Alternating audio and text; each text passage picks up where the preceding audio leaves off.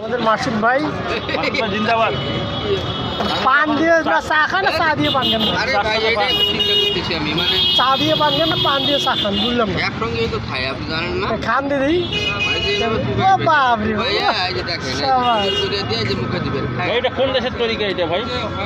বিদেশি ভাই কি আপনার খিদে লাগছে? সাইপ্রাসে থাকতো ওরা ওইভাবে থাকতো মানে চা দিয়ে পান আপনার এই যে একটু খাইলে খাওয়ার পরে আপনার খিদে লাগছে খাওয়ার কি? পর আপনার কেমন লাগে, অনুভূতিটা কেমন? ওটা অভ্যাস হয়ে গেছে ওখানে তো ছিলাম না আগে 4 বছর বিদেশে ছিলাম তখন অনুভূতিটা কেমন? মানে এটাকে ভোগে খান না শোকে খান?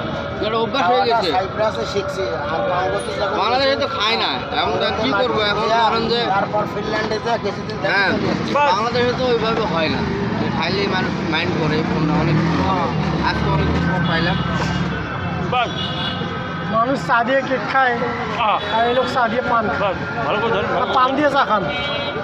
আমি তো হুম।